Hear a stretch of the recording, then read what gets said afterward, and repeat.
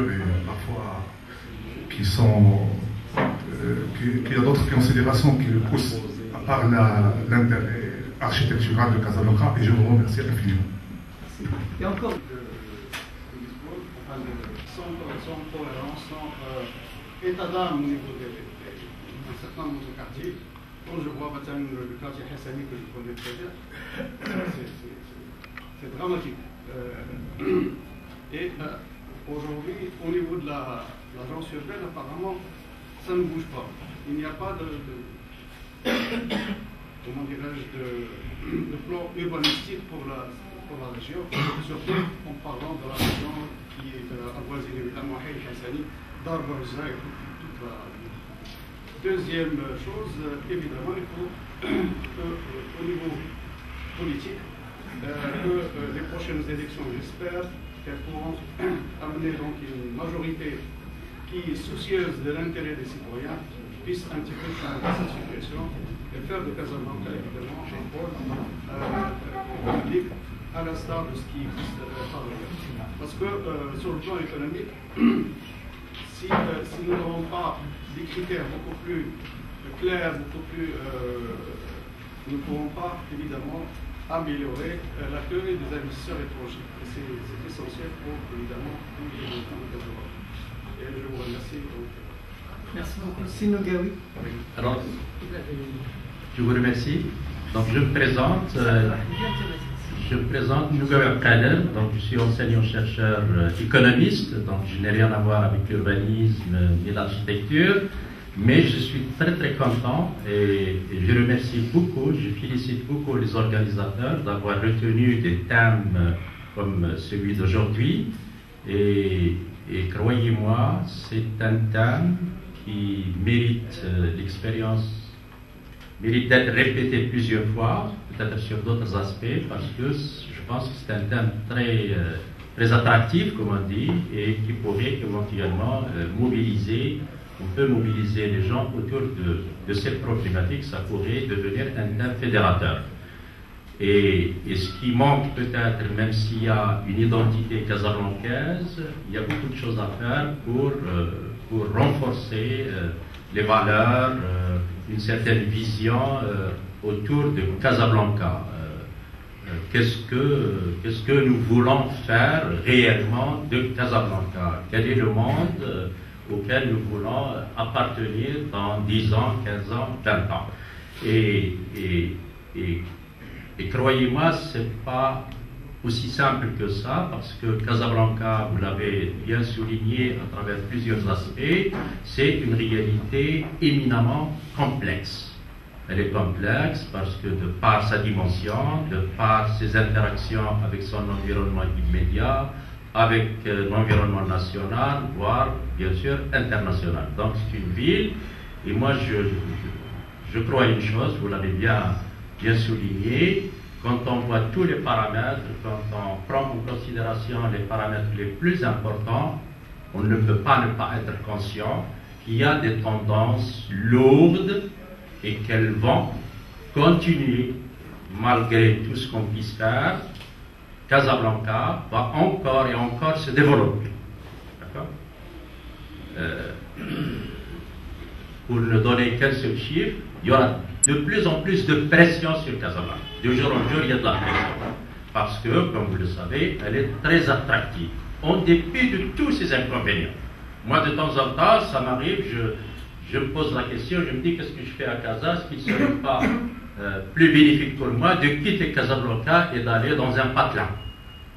Mais, pour des considérations notamment économiques, Casablanca, elle reste quand même, non pas le creuset, mais elle reste le lieu le mieux indiqué pour avoir de la richesse, pour avoir de l'emploi, pour avoir de la richesse.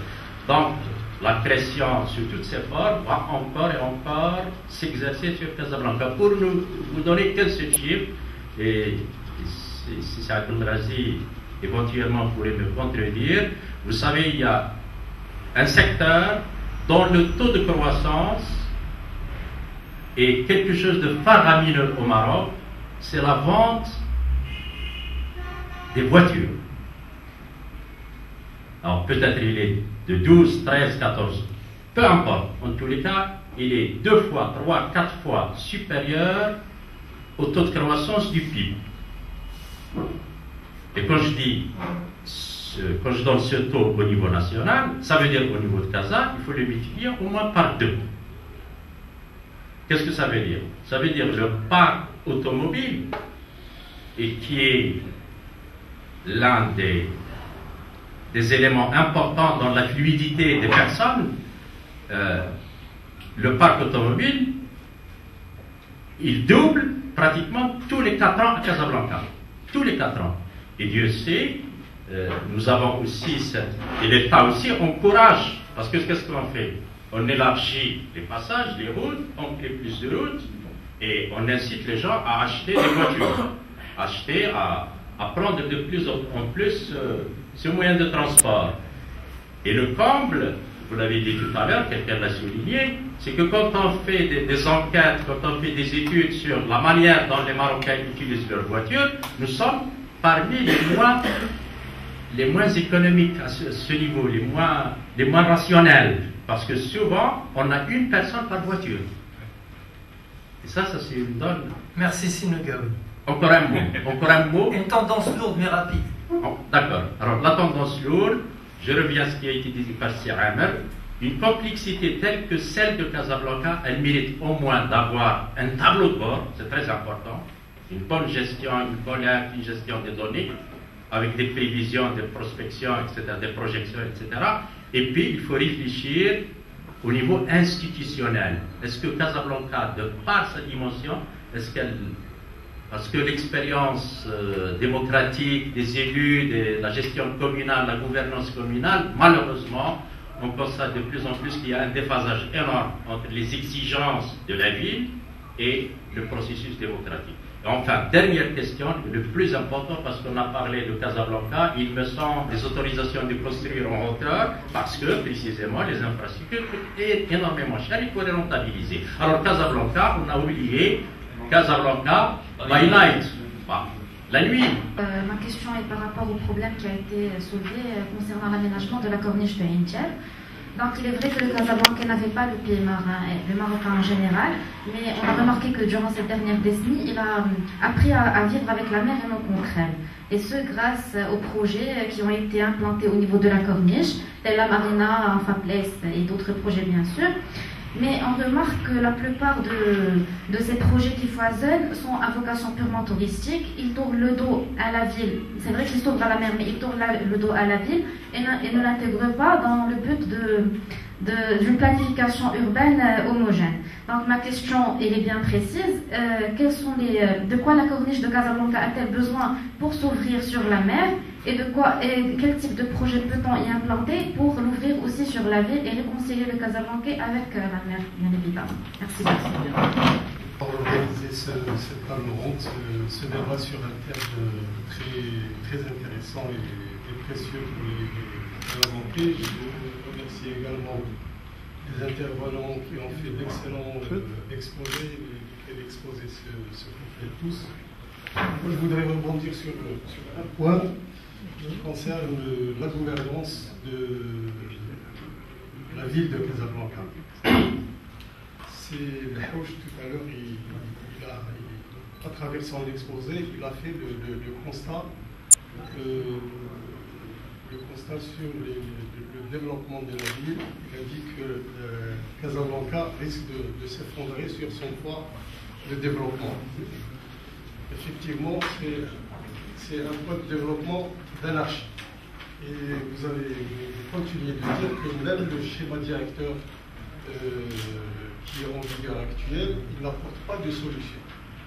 Et ça, c'est ce qui me rend un peu plus pessimiste. Tout cela me conduit sur le point qui a été abordé par l'intervenant ici, à savoir la gouvernance. Et M. Abdullah, il a bien dit, ce qui manque dans la gouvernance, c'est le manque de citoyenneté dans la gouvernance, le manque de civisme. Et ceci me permet d'ouvrir une parenthèse sur l'état d'exception qu'a vécu Casablanca pendant un certain temps sous la procédure de dérogation. Je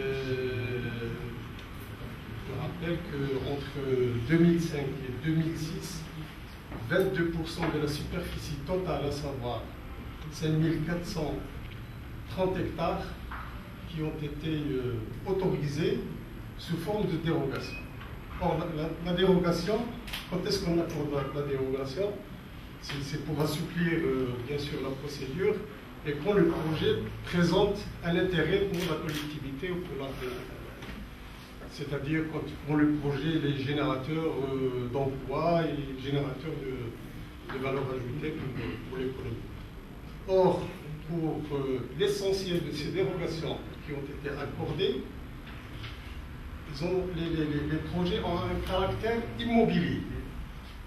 Et donc, dans la plupart des cas, c'est des projets spéculatifs qui ne créent que de l'emploi saisonnier.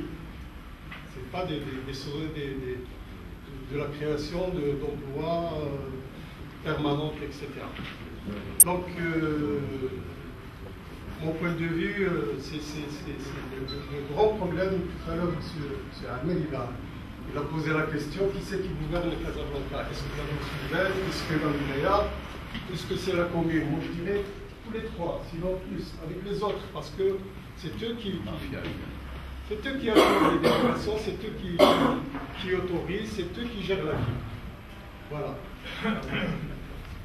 Merci. En tout cas, à la vente de ces bijoux. Donc il faut se rendre compte, il faut qu'elle lègue effectivement le pouvoir à ces jeunes filles partout dans le Maroc. Sinon, ça c'est ma thèse aujourd'hui, c'est de dire on ne peut pas compter sur Casablanca, que sur Casablanca.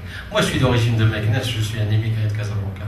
On est partout des immigrés à Casablanca. C'est vraiment il a un pouvoir attractif énorme. Mais c'est ça son danger. Son danger, c'est son propre succès. Donc là, pour répondre effectivement point par point à ce qui était au niveau de la question qui est concomitante effectivement au tramway. Moi, j'ai pas dit que le tramway est une mauvaise chose. Elle est mauvaise dans sa façon, c'est pas le tram qui est mauvais, c'est de la façon dont on l'a fabriqué. Moi, j'ai participé au concours, je l'ai pas eu, c'est normal parce qu'il y a des lobbies politiques en haut. Avec Sarkozy et les autres, ils veulent absolument que les Français l'emportent. J'en ai fait un à Saint-Denis, en France, et je sais ce que c'est qu'un tram. Un tramway, c'est un facteur de développement. C'est pas une ligne. On parle d'une ligne, et après, dans le cahier des charges, on dit on va aménager de façade à façade. C'est anormal. Alors c'est le facteur de développement de tout un quartier. On démarre effectivement à Sidi Moumen. Allez à Sidi Moumen. Est-ce que quelqu'un après le tramway est allé à Sidi Moumen pour voir? Non, personne. On prend le tramway parce qu'il passe juste à côté de chez soi. Mais ce facteur de développement, on l'a négligé. Ça veut dire que quand vous êtes à Sidi Moumen, on a barricadé de part et d'autre. Alors que vous avez des bidonvilles, vous avez des choses extraordinaires effectivement qui se passent. Qu'est-ce que c'est que ce facteur de développement? C'est la mise à plat d'un quartier et d'un portion de ville pour dire effectivement il y a quelque chose qui se passe. Ça d'une part. D'autre part, par rapport effectivement à cette logique du tramway, je peux vous énumérer énormément de choses. Il n'y a jamais eu d'étude d'impact sur la circulation. L'impact effectivement du tramway sur la circulation c'est après coup, quand on a fait effectivement le chantier, qu'on commence à dire ah tiens, quand vous prenez par exemple le boulevard Mohamed V, c'est bien de le rendre effectivement piéton, mais allez voir le tracas que vivent les gens effectivement de l'autre côté, parce qu'on a supprimé effectivement une voie, mais quel est l'impact de cette voie sur la circulation?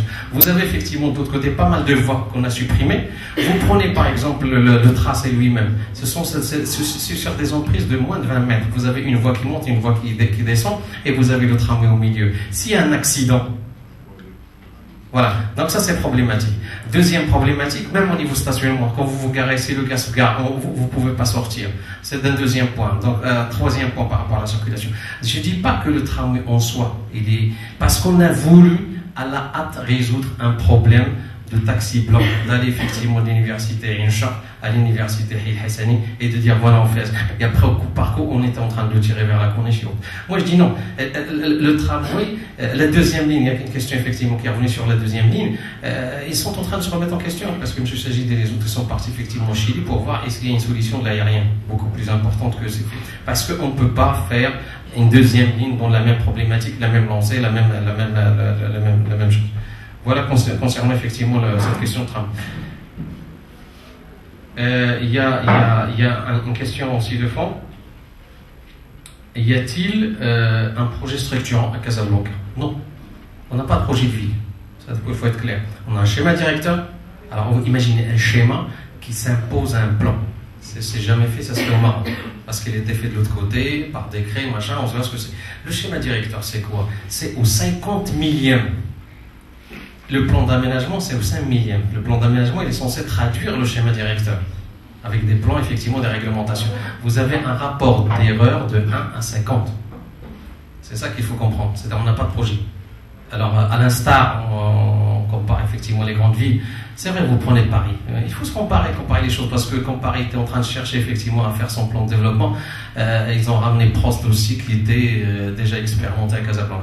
Donc, aujourd'hui, Paris fait le Grand Paris. Qu'est-ce que c'est qu'un grand projet? Un projet, effectivement, fédérateur sur 50 ans. Et tout le monde y adhère. Il n'y a pas. Et c'est là où se situe la question de la gouvernance. La gouvernance, c'est quand on a un projet, il faut le dissocier du politique. C'est-à-dire, automatiquement, c'est un projet qui porte un intérêt collectif et un intérêt général. C'est ce qu'on a parlé. Donc, on n'a pas cette mention de projet, on n'a pas la culture de projet, on n'a pas la dynamique du projet. On a la culture politique du projet. C'est-à-dire, qu'est-ce que je vais rentabiliser derrière? Et ça, il faut séparer la ville de la politique. On ne fait pas de politique. Ça, d'une part. D'autre part, on a parlé effectivement de quel projet on fait pour Casablanca. Aujourd'hui, il y a une personne qui a parlé de Hil Hassani en tant que plan d'aménagement. Moi, j'en ai fait 5 plans d'aménagement, à Roche-Noire ici, à Insba, Mohamedia, Chelalat, et je ne suis pas fier. Je ne fais que me bagarrer avec l'héritage de Benson, et ce qui va sortir, c'est du n'importe quoi. Je vous le dis franchement, pour quelqu'un qui les a fait. Parce que c'est pas ça. On ne fait que fabriquer du quantitatif. Et c'est la spéculation et le spéculateur qui fait la ville aujourd'hui. Il n'y a pas de plan d'aménagement qui se fait au Maroc sans qu'il y ait derrière effectivement un lobby très fort et qui le prend, qui le porte. C'est ça les projets de ville. Donc c'est pour ça que tout à l'heure j'ai tiré la sonnette d'alarme pour dire qu'est-ce qu'on fait aujourd'hui? On hérite. Tout à l'heure on en parlait avec une personne dehors. Les dérogations aujourd'hui. Vous prenez toutes les dérogations qui ont été faites pendant pratiquement les 10 dernières années, vous avez un projet. Vous faites que les racoler. L'ICESFA de l'autre côté avec ASBEN, il est quasiment impossible de circuler. Parce qu'on a donné une carte blanche à un promoteur de dire faites. Et on fait jusqu'à 80% effectivement de bénéfices nets, alors qu'ils sont exonérés des impôts et autres. Moi, je peux en citer. Donc, les villes échappent aux citoyens, comme disait Rachid, les villes échappent à notre gouvernance. La gouvernance, c'est nous. C'est-à-dire, une personne posait la question tout à l'heure, quel est l'impact de la société civile?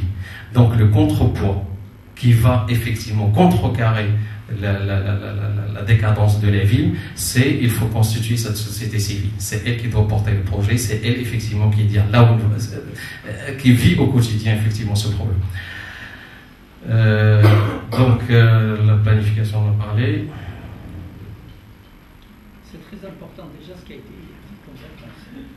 Tu veux que j'arrête ou je vais répondre Je préfère comme ça tout le monde pourra s'exprimer dans les J'ai d'autres réponses à d'autres questions, mais c'est pas... Tu vas nous les rédiger. Non. À la hache. À la hache. Parce qu'il ne faut pas qu'on les loupe aussi. Ça y est aussi. Non, allez-y à la hache, rapidement. La question sur l'IoT, tout à l'heure, elle était très importante. Est-ce que l'IoT, effectivement, a fabriqué volontairement la ville ou pas? L'IoT, il avait une idée très importante. Il voulait créer le département 99. Est-ce qu'on sait ce que c'est que le département 99? C'est-à-dire relier Rabat, Alger et Tunis, et avoir cette axe-là. Mais il a je veux dire, au niveau de la montagne de l'Atlas, avec les habitants, il n'a pas pu. Tout d'un coup, il s'est retourné sur l'axe atlantique. Donc, profondément, l'IOT a échoué dans sa politique, effectivement, de colonisation. Et à partir de là, on vient vers l'urbanisme proprement.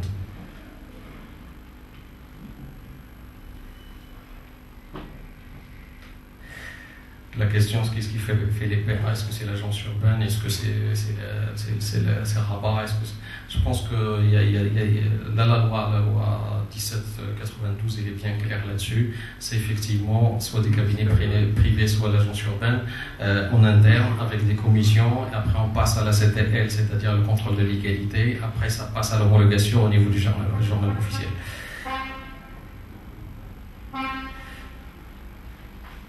Donc la dernière question de mademoiselle sur effectivement est-ce qu'il y a des projets pour la corniche, comment. Donc il faut dire qu'il y a absence totale de la puissance publique. Même au niveau du trottoir, quand vous faites votre villa, on vous dit, on vous donne pas l'autorisation parce que vous n'avez pas fait votre trottoir. Donc ça d'une part. D'autre part, je vais juste ouvrir une parenthèse, je reviens sur cette question-là, sur les finances locales. On n'a pas de politique de finances locales sur Casablanca. Casablanca s'écroule, c'est son propre coût de fonctionnement. 70%, effectivement, son budget va vers les salaires. Il ne lui reste que 10% pour survivre. Donc il n'a pas d'argent. Quelqu'un a dit que Casablanca est une ville riche. Non. Tous les projets que vous avez vus, ce sont des subventions, c'est la mise, c'est des subventions européennes, c'est effectivement ce qu'on appelle ça la mise à niveau. Et n'a même pas de pour refaire ces voies et ces routes, alors qu'il y a 3000 km de route. Donc pour la question effectivement de la corniche, pourquoi on a du mal à retrouver la mer, ce sont effectivement les projets des privés qui ont fait des grappes de développement complètement stériles, complètement avec ce que j'appelle moi le cannibalisme urbain. Chacun va phagocyter l'autre et va manger. Donc il n'y a pas de lecture effectivement du littoral parce qu'on n'a pas de loi sur la protection de la mer alors qu'on a 3000 km, alors qu'on a mis en place une politique effectivement qui disait tout simplement qu'on va atteindre 20 millions de touristes grâce au plan Azur, mais on n'a pas de loi de protection du littoral, on a la loi française ou bien la loi sur la montagne. Merci.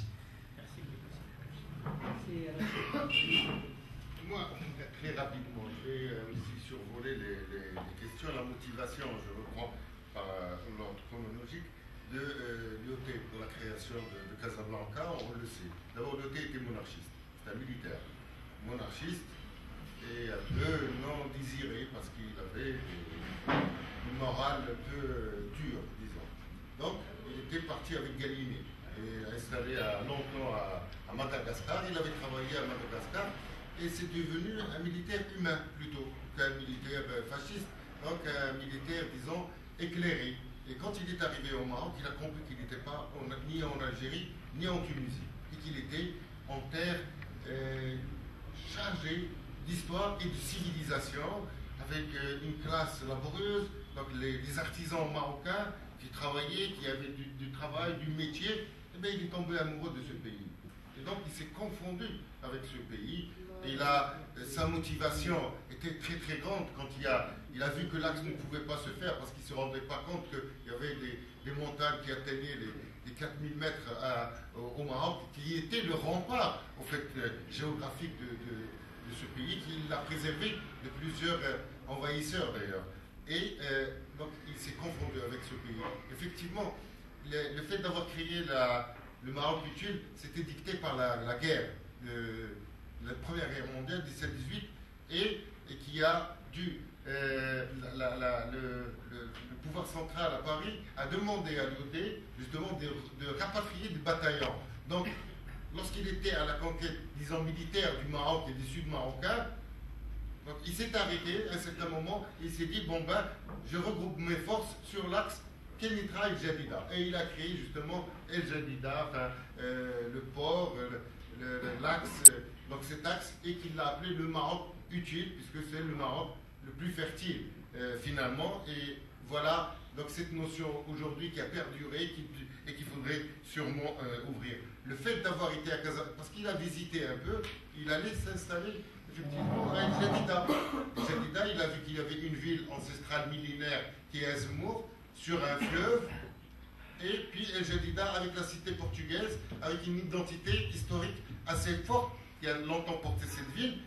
Et là, il a été vraiment tenté de créer la ville à El Jadida. Et puis après, ils se sont rendus compte que les terrains de Casablanca étaient détenus. Hein, c'était des propriétés de deux grandes familles allemandes. Donc les Allemands étaient là, à Casablanca, et c'est eux qui avaient les terrains. C'est les Mannesmann, la famille Mannesmann et la famille Fick. Donc Lyoté, bien sûr, roublard comme il est, donc il les a expropriés. Et il s'est installé à Casablanca. Voilà pourquoi c'est Casablanca et c'est pas ailleurs. Il y a un autre quand même critère fort intéressant, c'est celui de la darse, cette crique un peu naturelle, hein, où les bateaux venaient, où quelques grandes familles anglaises, françaises, portugaises, espagnoles, italiennes avaient la protection de famille.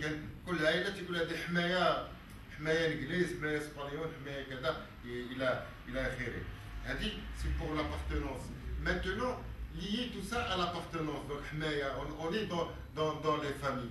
Effectivement, à Casablanca, on a l'impression que tous les Casablancais sont de passage. Et ça, c'est mon sentiment le plus propre. C'est-à-dire, on vient, on fait fortune et on retourne, on repart. Même lorsque les choses marchent bien, eh bien, les investissements, on les fait ailleurs. Quand on veut, je ne citerai pas de nom, un peu investir, quand on se fait un peu d'argent, et on va jeter de miettes, on va les jeter à Fès, à Njarim, on reprend Njarim, et on a la conscience tranquille. Alors toute la fortune est faite à Casablanca. Quand on veut faire des choses, on va à Marrakech, on va encore vers une fontaine, on arrange une petite fontaine, on a la conscience. Alors que ces grandes familles qui sont venues de Dodane, de Fès, de Marrakech, je ne sais pas où, ils se sont fait des fortunes insolentes à devenir de grandes banques, des surfaces importantes financières, mais jamais personne ne rend rien du tout à Casablanca, sachez-le, parce qu'il n'y a pas de fondation caritative à Casablanca qui fait quoi que ce soit, qui construit. Jamais, aucune famille, aucune grosse fortune ne le lui a rendu. Casablanca, à ce rythme, risque de s'essouffler, parce qu'elle donne, elle ne rend pas. Casablanca est une ville très généreuse, et effectivement, on n'a pas trop d'attache avec cette ville. La dame qui vend ce bijou aussi a une illustration assez importante, mais aussi il y a une autre. Il y a un film qui vient de sortir l'an dernier, que j'ai vu à Bordeaux, un documentaire, et qui a été diffusé par Casa Mémoire au cinéma à l'ABC, et qui pose la question au Casablancais: dis-moi comment tu aimes Casa. Moi, quand j'ai vu le film, je me suis dit, bon, ben, les Casablancais aiment Casa comme une femme, hein, qu'on trouve dans une maison de joie, une maison close, et qu'on paye, hein, qu'on va lui demander ses services, et à la fin, on ne la paye pas. Voilà. C'est vraiment de cette vulgarité que moi, aujourd'hui, ça me révolte de voir. Non seulement, il n'y a pas que la fortune, il y a la générosité de donner de soi-même pour cette ville, en militant tout simplement dans une association pour défendre les intérêts en commun. On n'a pas cette capacité aujourd'hui, tant qu'à Casablancais, parce que nous tous... L'INDH a été utile pour Casa. Pour donner une orientation, pour donner un sens, pour nous dire voilà où il faut aller, tout simplement. Effectivement, on peut. Ce n'est pas assez pour Casablanca. Peut-être pour Bni Mellal ou autres, quelques opérations INDH peuvent marcher, mais à Casablanca, qu'est-ce que représente 100 opérations INDH? C'est très bien. On n'est pas contre. C'est très important. Mais ça doit être multiplié et porté par les Casablancais eux-mêmes. On voit très bien ce qui se passe à l'ancienne Médina de Casablanca. Et il faut aujourd'hui que cette ville ait des personnes morales pour la défendre. Personne ne défend Casablanca, mais à tous les niveaux. Et on peut la défendre effectivement différemment. Pour parler d'un autre registre, on parle de centres commerciaux. J'aimerais bien dire un petit mot là-dessus, parce que là, effectivement, ce sont des clichés rapportés. Hein. Donc on fait un gros mall important. Moi, je ne suis pas contre. C'est de l'injection d'argent. Casablanca a besoin de rester dans cette échelle, cette dynamique qui est une dynamique économique. Ça, c'est des privés. Hein. On a, ce qu'on peut dire, un privé qui veut mettre un mall, très bien. Nous, ça nous fait quand même des sorties, nos enfants, par défaut aussi. Mais un lieu comme ça, moi, c'est pas quelque chose qui m'inspire. Pourquoi? parce qu'on n'est ni au Canada où il fait moins 40 degrés, ni à Dubaï où il fait plus 40 degrés. On est dans un pays avec une belle lumière, avec un très bon climat, où la rue est l'espace justement de vie. On ne le comprend pas. Les Espagnols, les seuls, peut-être qu'ils l'ont mieux compris, c'est des gens qui vivent dans la rue. La fête, c'est tous les soirs, parce que le climat, quelque part, le permet. Nous, le climat nous permet, et on va se mettre à climatiser sous une coupole, je ne sais pas pourquoi, et l'été, on va chauffer. Je ne comprends pas. Ça, c'est des choses qui sont rapportées de l'étranger.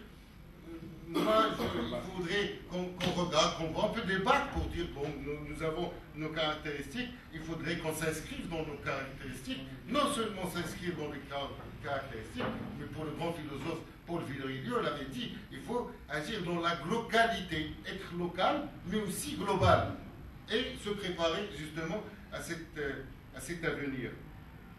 J'ai été interpellé pour le théâtre, il faudrait bien que je dise un mot synthèse. Donc, le théâtre se porte très bien, il est très très bien. Ben, écoutez, le théâtre, comme tous les grands projets, ne laisse personne indifférent. Donc il y a des gens qui sont pour, qui sont contre. Moi, je suis un architecte, j'ai gagné un concours, j'ai répondu, je suis bien heureux de participer au développement culturel de la ville et de pouvoir justement donner une vocation nouvelle à une place. Je ne laisserai pas, en tant qu'expert, passer l'occasion sans que je puisse intervenir sur l'environnement du théâtre de Casablanca, ne serait-ce que par des propositions. Moi, ce que les gens ne savent pas, c'est que je n'ai aucun pouvoir pour faire des choses, mais j'ai le pouvoir de proposer des choses. Je le propose, c'est à prendre ou à laisser. Donc, l'occasion pour moi d'intervenir sur la place pour la mise à niveau de cette place, et là, non seulement la mise à niveau de la place, mais aussi pour la réhabilitation de cette place. Sachez très bien que cette place, il n'y avait jamais eu de fontaine. Et j'attaque un problème épineux, que les associations aujourd'hui parlent. Moi, de toutes les façons, moi je fais une proposition, parce qu'une place c'est un vide. Et là, avec Fikri qui était à côté de moi, le film qui se déroulait, il y avait la place de France, qui est appelée la place de France, qui est devenue la place Mohamed VII, qui est aujourd'hui la place des Nations Unies. Est-ce que vous avez vu dans le film qu'il y avait vraiment une grande place, magnifique, où, à partir de cette place, c'était un peu le lien entre la ville européenne qui regardait l'ancienne Médina. En 70, on a décidé de construire sur la place un hôtel. Cet hôtel n'est pas à sa place non plus. Mais c'était très voulu à ce moment-là, parce que le seul contrainte de gouvernance des villes était la sécurité. Donc pour eux, à ce moment-là, ceux qui ont décidé de la construction de cet hôtel sur une place, leur intention, c'est de démolir la place. C'est-à-dire, il ne faut plus qu'il y ait de place. Et ce qui a créé énormément de problèmes pour l'ancienne Médina de Casablanca, parce que tout de suite, c'était un écran vers l'ancienne Médina. On a commencé à l'oublier dans le paysage visuel de Casablanca. La ville, l'ancienne Médina n'existait plus. Il y avait l'hôtel et tout le monde était heureux, mais l'hôtel était là pour démolir la place. Au même titre, La Fontaine, au moment où on démolissait les théâtres, les hôtels, enfin tout ce qui est architecture noble de Casablanca, eh bien, La Fontaine, elle est faite justement pour occuper la place. Parce qu'on a mis La Fontaine puis les parkings de voitures. Pourquoi? Parce que Général Sfrewi, gouverneur de Casablanca, en 1965, il était dérangé tous les 1er mai. Le départ du 1er mai se faisait sur la place. La place, c'est là où le départ se faisait. Eh bien, il a mis La Fontaine, il les a poussés vers le carrefour Zlata, c'est pas une place, même si on l'appelle la place Zlata, et c'est là où il y a le départ, il y a la fête du défilé, le départ du défilé dès le 1er mai. Moi, quand je me suis documenté, j'ai vu que la fontaine était construite dans le square, de l'autre côté. Donc je veux déplacer cette fontaine de l'autre côté et mettre une fontaine sèche, tout simplement.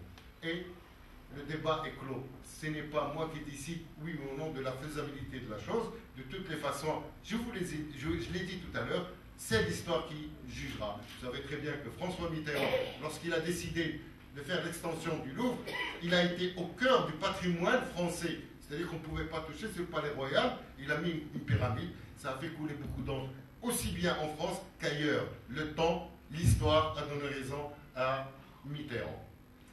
Voilà pour cette histoire. Le Lincoln, ça va se faire. Il reste la gouvernance et la politique là-dedans. C'est un grand mot. Le grand stade, je laisse Fikri parce qu'il Là, il y a une limoune.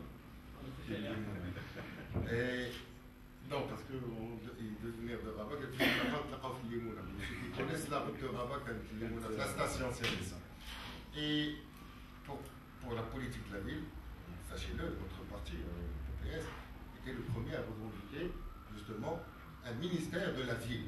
Donc ça a été greffé dans l'urbanisme, l'habitat et le ministère de la ville. Effectivement, je pense qu'il est grand temps aujourd'hui qu'on commence tous, parce qu'on est tous concernés, les citoyens, les Marocains, à penser justement à comment aborder une réflexion de notre politique de ville. De quoi est-ce qu'on a besoin? De nous organiser.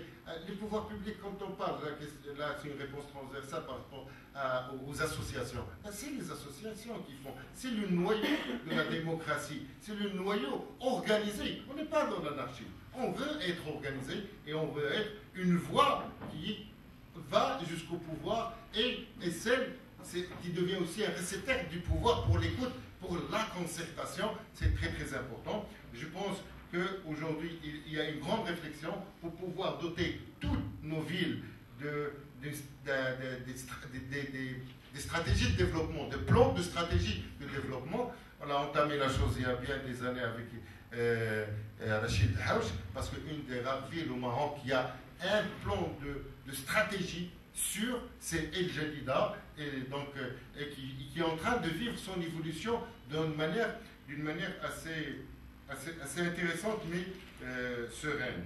C'est Rachid, concernant l'intervention des acteurs, disons des associations civiles et des autres acteurs à Casablanca, surtout à Casablanca, la problématique c'est que chacun agit seul. Et justement, je crois que notre parti, avec notre force, doivent proposer la création d'un bloc civil très large et politique pour que nous puissions avoir quand même de l'impact sur les décideurs et sur les citoyens. Malheureusement, tous les acteurs interviennent de manière éparpillée, c'est diffus, et il faut, je crois que les politiques surtout, doivent reprendre tout ça pour le structurer et créer un bloc civil et politique à Casablanca, pour contrer un pouvoir aussi bien visible qu'occulte. Le pouvoir occulte à Casablanca est beaucoup plus important, je crois, que le pouvoir visible. Je ferme la parole. Les intérêts sont confondus. Les intérêts sont les mêmes. Il faudrait qu'on les comprenne. Les civils marocains. Rachid, la question, elle est venue plusieurs fois dans le débat. Il nous faut des tableaux de bord. C'est-à-dire qu'on veut connaître l'évolution des structures et des activités de la ville, et il faut qu'il y ait de l'analyse, de la prévision. La société civile, il faut qu'elle soit équipée de think tanks qui sont structurés, qui sont des centres de recherche, qui sont inscrits dans des réseaux de recherche en liaison avec les universités.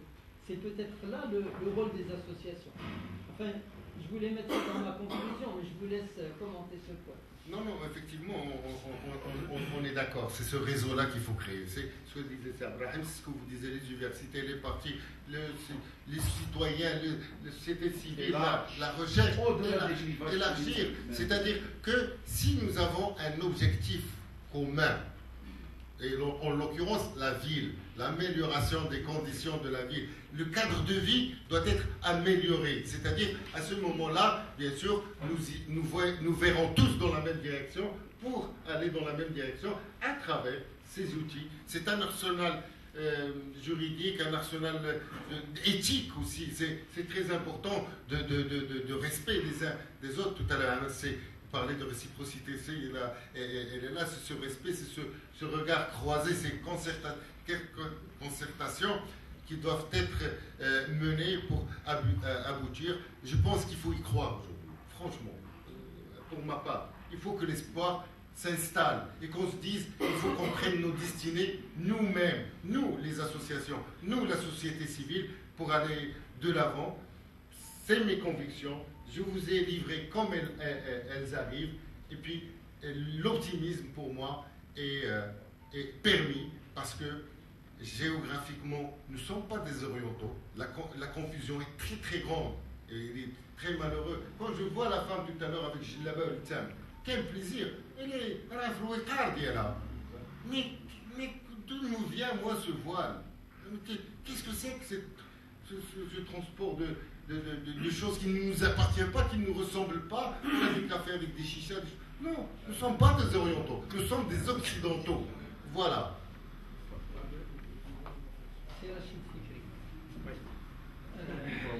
Fikri. Comme on est entre des Rachid, le prénom, sans à nous cannibaliser. Moi, je vais être assez bref pour reparler du problème de la culture et de sa relation avec l'espace, et puis du problème de la gouvernance. Rachid, il y a quelques minutes de son concours gagné sur le Grand Théâtre de Casablanca. C'est quelque chose de très important parce que en 99, j'ai gagné le Grand Stade de Casablanca. En 99. Ça a été temporellement la première pierre inaugurale du règne actuel. La première du règne. C'est le 11 octobre 99. Donc, JTM, les circonstances n'ayant pas aidé à l'organisation de cette fameuse Coupe du Monde, mais territorialement, cette infrastructure était à l'endroit idoine, parce que portée par une pratique de plein air, de loisirs, d'espace, de contexte forestier, et davantage par une infrastructure autoroutière et d'accessibilité nord-sud du pays. Donc c'était du pain béni sur un terrain domanial. Une bête.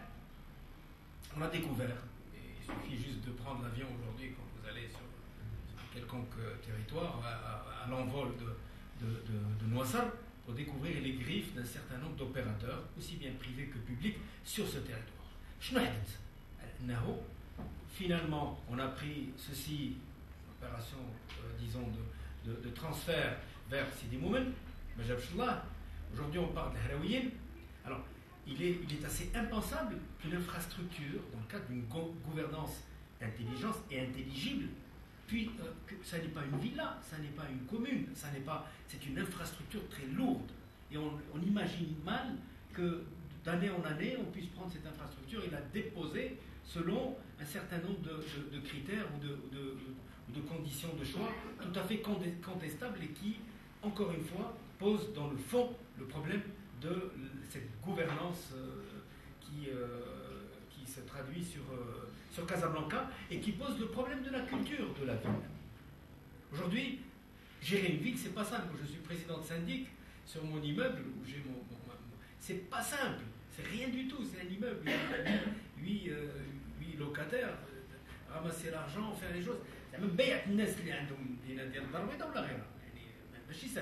Ça veut dire que c'est un problème de management, c'est un problème de compétence. Et c'est à la fois aussi un problème de culture, parce que quand on n'aime pas la ville, on ne peut pas la gérer. Il faut aimer l'espace, il faut le comprendre, il faut le chérir, il faut le rassembler. هذا هو المشكل اللي عندنا اللي عندنا المدن القديمه عندها التوازن ديالها، كانت عندها الازقه ديالها، كانت عندها ناس كيصحوا ناس كيتحترموا ما بينهم الى اخره. C'est pas aussi loin que cela.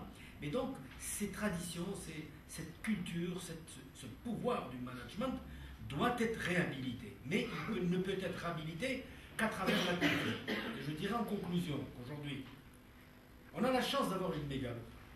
Maintenant, le problème, si elle doit continuer à se développer, là, c'est comme dans une famille, les familles de la ville marocaine, ou du pays qui a un certain nombre de villes.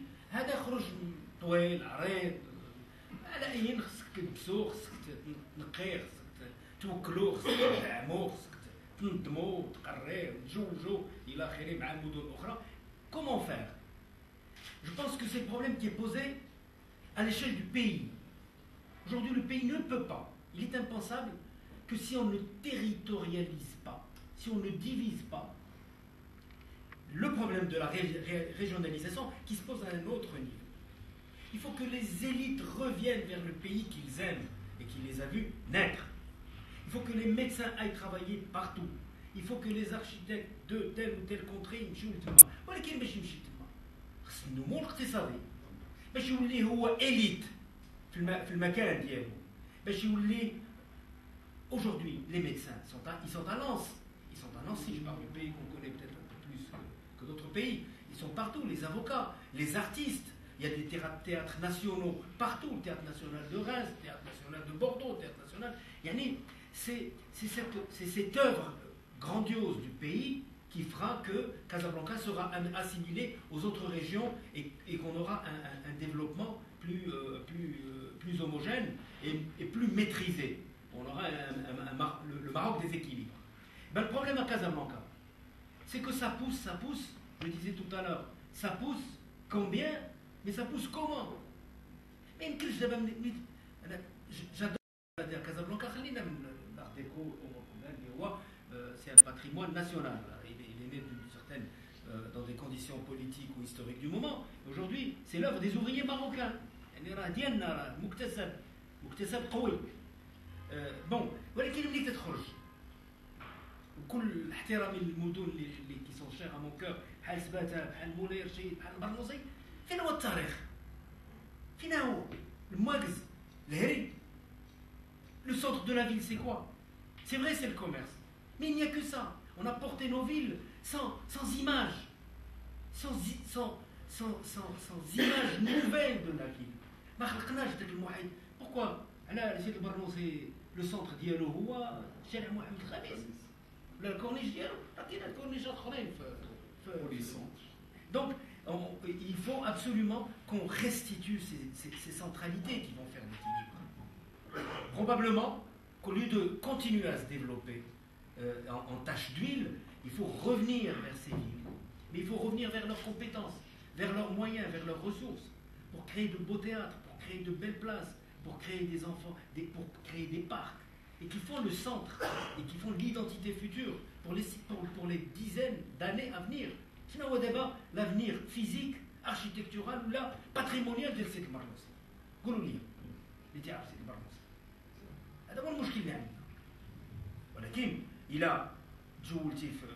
C'est toujours difficile de faire des comparaisons entre ici et ailleurs. Le théâtre, la bibliothèque. Il a une bibliothèque, le gérant de la ville a un budget de 5 millions de dirhams ou tu يقلب على un terrain باش يبني فيه la bibliothèque. Il كتب له الله شي قنت derrière à peu près la خير راه تمشي له على bibliothèque. Alors que la bibliothèque et le théâtre et le jardin et le parc, ce sont des choses qui vont ensemble, qui font l'espace, qui font la globalité du loisir et de l'expression de la culture et du développement d'un enfant qui tombe vers son avenir. Wesh Raja.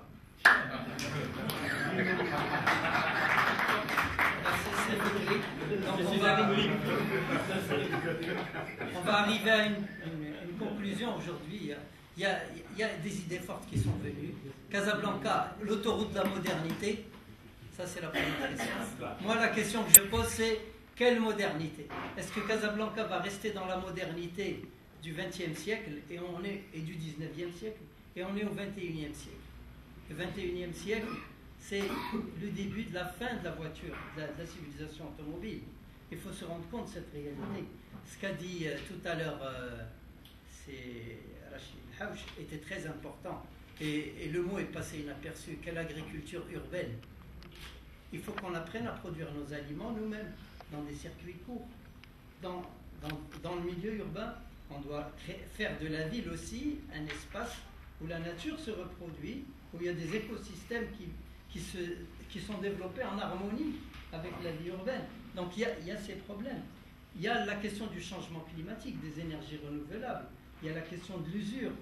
Il y a le pétrole qui est trop cher. On importe 95% de nos besoins énergétiques sont importés au Maroc. Donc il y a une réflexion aussi à fournir. Il y a un rôle de la ville dans la production d'énergie. Où est-ce que nous en sommes sur ces questions? Il y a le problème de la gestion des déchets. Pour le moment, on ne fait que les enfouir, alors que la question, c'est de les recycler. Il y a des villes, je ne sais pas si Casal a été, mais beaucoup de villes au Maroc sont démarchées par des entreprises qui veulent créer des usines de retraitement des déchets. Casablanca a un problème avec sa décharge, qui est à même directement sur la nappe phréatique de la ville. C'est un projet qui est en train de traîner. Bon, en tout cas, la grande question qui est posée, c'est quelle modernité? Il faut penser Casablanca dans un nouveau concept culturel, mais le concept culturel de France, c'est un concept technique. C'est quelle technique? On ne peut pas imaginer une culture qui ne définit pas le rapport de la société, et je dirais de la ville à la nature. Donc il faut vraiment renouveler cette pensée. Alors pour terminer sur le débat qui est venu, qui était une question de fond, c'est quelle gouvernance pour la ville? Je pense qu'aujourd'hui, le grand déficit, tout le monde l'a accusé, c'est à mon avis un déficit de réflexion et de suivi et d'auscultation et de prévision de la ville. Je sais bien qu'il y a des bureaux d'études brillants qui font du travail, mais on ne met pas les énergies en commun pour produire cette intelligence collective. Donc le travail politique, c'est créer des réseaux pour comprendre le vécu quotidien. Et ces réseaux, c'est des blogs, c'est des échanges avec Internet, c'est vraiment communiquer de manière moderne. C'est ça ce qu'il y a à faire. Et c'est comme ça qu'on va créer des alliances, pour reprendre l'intervention de ces Abdelrahim Ben Sar. Et pour rester discipliné par rapport à ce qu'on a dit, je vous annonce la prochaine table ronde qui aura lieu le 30 mars sur le thème politique et religion, Din ou Siyasa, avec les interventions du professeur et philosophe Mohamed Mousbahi, c'est ça, et du professeur et géographe